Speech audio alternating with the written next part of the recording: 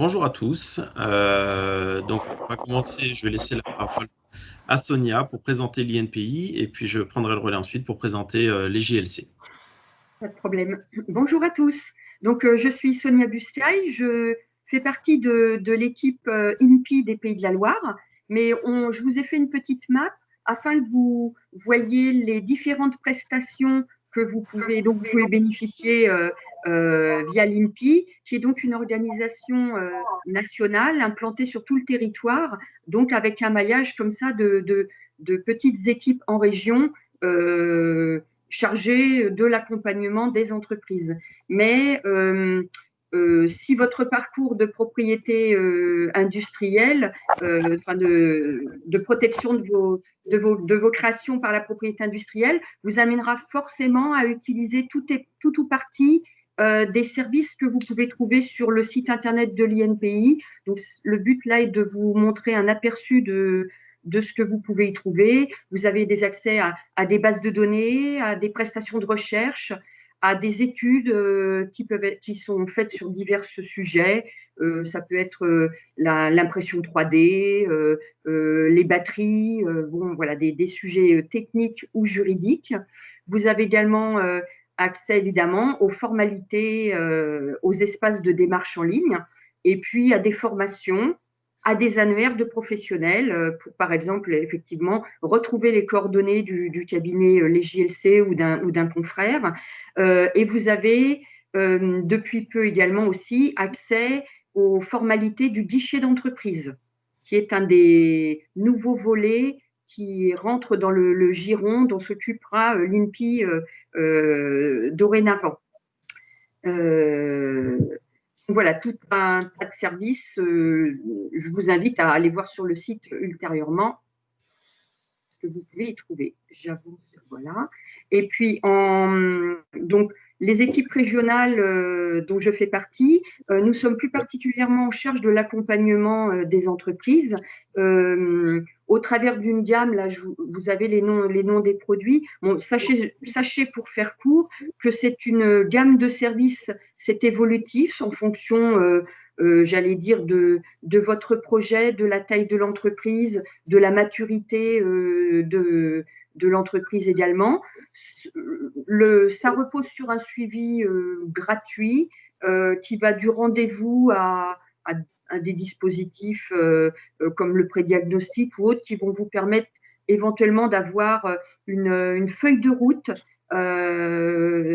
assez pratico-pratique qui vous aiguille sur votre pratique actuelle et sur comment vous pourriez améliorer votre pratique de la propriété industrielle dans votre structure ou pour votre projet.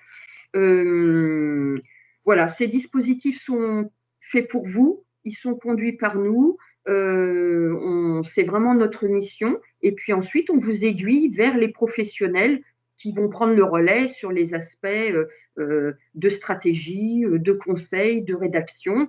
Mais vous pouvez, voilà, il faut que vous reteniez que vous pouvez bénéficier d'un suivi à différentes étapes et que l'important, c'est de sécuriser vos créations, votre projet et de prendre les bons réflexes dès le début. Hein. Donc, d'où l'intérêt d'avoir au moins un premier contact avec l'un d'entre nous.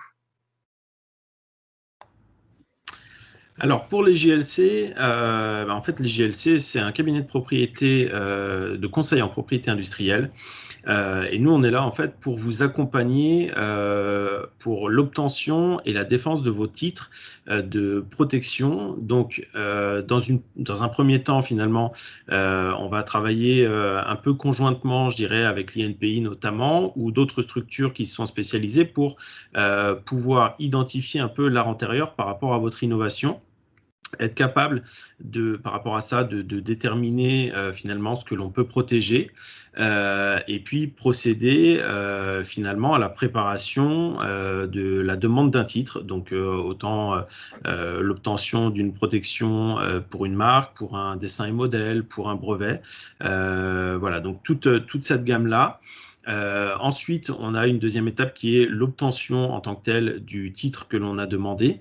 Donc là, on va travailler également, alors avec l'INPI, dans le sens où l'INPI va faire un travail de recherche pour justifier qu'on ait, que le titre demandé répond bien aux critères de délivrance. Alors notamment pour les brevets, les 3 critères que l'on verra par la suite, mais qui permettent d'obtenir effectivement un titre qui aura une certaine valeur et qui permettra de vous défendre vis-à-vis de la contrefaçon. Et enfin, on va avoir un 3e aspect qui va être la défense du titre obtenu. Donc là, typiquement, si dans vos démarches de commercialisation, vous avez vent de la concurrence d'un concurrent, quelqu'un qui fait la même chose que vous, alors que vous vous êtes protégé, justement, on va intervenir pour voir quelles sont les meilleures façons de vous défendre et qu'est-ce que vous pouvez permettre d'obtenir, soit en réparation, soit au contraire de manière active pour faire cesser cette concurrence qui est pour le coup déloyale. Et en tâche de fond, on va avoir une activité de conseil pour justement choisir un peu la stratégie à adopter par rapport à toutes les questions que vous pouvez vous poser, notamment est-ce que oui ou non il faut demander l'obtention d'un titre, est-ce qu'il faut viser la protection ou au contraire est-ce qu'il faut garder ça au secret parce que c'est aussi une façon de se protéger. Voilà. On va passer maintenant à un petit questionnaire. Alors Aliénor, je te laisse le soin de le mettre dans la conversation, où en fait on va vous demander finalement de répondre à une série de questions pour avoir un petit peu vos ressentis avant qu'on vous explique plus en détail ce qu'il en est, et puis voir un peu quels sont, je dirais ça de manière générale, quels sont un peu les préjugés vis-à-vis de la protection de l'innovation. Voilà, donc c'est à vous de jouer. Alors moi, je vois en direct les gens qui répondent ou qui ne répondent pas. Hein. Donc, on vous laisse quelques minutes. C'est un simple quiz, il ne faut pas les effrayer avec un Et juste parce que du coup, je suis partie bille en tête sur les prestations de l'INPI, juste pour justement, peut-être que je ne sais plus si le terme est employé dans le quiz. Quand on parle de titres, Xavier ou moi, les titres, c'est les titres de propriété industrielle. Ça peut être un brevet, une marque, un dessin ou modèle ou une indication géographique. C'est ça qu'on appelle un titre. C'est un jargon un peu, voilà, c'est peut-être, j'avais pas explicité. Merci Sonia de nous avoir éclairé sur la notion de titre. C'est pas comme les ducs et les duchesses du coup, on ne parle pas des mêmes titres. Malheureusement, non. C'est une activité noble malgré tout. Alors, UI réponse. Ah, oh là là, dis donc, le résultat moyen est de 3,7. Je pense qu'on pourra regarder les résultats à la fin de notre échange. Et ouais, on vous a fait des questions pièges dans le quiz. Je vois les commentaires qui disent c'est pour ça. Mais bien sûr, c'est pas si simple. Oui, mais c'était pour vous taquiner un petit peu et puis du coup vous donner envie d'avoir les réponses à toutes ces questions parce qu'effectivement, il y avait des petits pièges et des petites subtilités. Alors, racontez-nous un peu où est-ce qu'on avait faux. On va voir ça. Alors, dans un premier temps, la question initiale, c'est pourquoi se protéger? Donc, il y a plusieurs idées par rapport à ça. La première, c'est l'idée de monopole, c'est-à-dire que, en fait, en vous protégeant, vous interdisez aux autres de faire ce pourquoi vous avez obtenu une protection, de recopier, d'utiliser. Donc, finalement, ça vous donne un avantage concurrentiel par rapport aux autres. Et ça vous permet de valoriser votre société. Concrètement, là je vais parler notamment par rapport aux brevets. Les brevets font partie des actifs immatériels d'une société. Vous pouvez l'apporter pour augmenter votre capital. Ça, c'est quelque chose qui est très important. On peut faire du business avec également. Quand vous avez un brevet, vous pouvez concéder des licences. Vous pouvez également vendre votre titre. Il y a plusieurs possibilités par rapport à ça.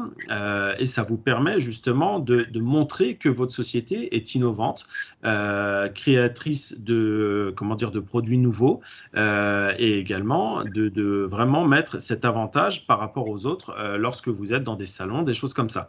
On se rend compte effectivement quand on reçoit, je pense que Sonia a le même écho, mais quand on reçoit des gens, ce côté j'ai un brevet, c'est une publicité par rapport à, comment dire, à une démarche de commercialisation. Typiquement, quand on va mettre innovation brevetée, brevet obtenu, ça a un impact fort vis-à-vis d'une clientèle ciblée. Ensuite, qu'est-ce que je peux protéger? Donc ça, c'est aussi une autre question. Alors, effectivement, on a des noms de marques ou des noms ou des marques en tant que telles. On va avoir des formes. Donc ça, je laisserai Sonia en parler un peu plus tard. Et puis, on va avoir les réalisations techniques. Donc ça, ce sont les brevets, la partie qui va m'intéresser le plus, dans laquelle je suis vraiment spécialisé pour le coup. Et peut-être juste Oui. le point commun de ces trois types, c'est qu'effectivement, c'est pour ça qu'on appelle ça des types de propriété industrielle. C'est que pour chacun des trois, on va avoir un territoire, un enregistrement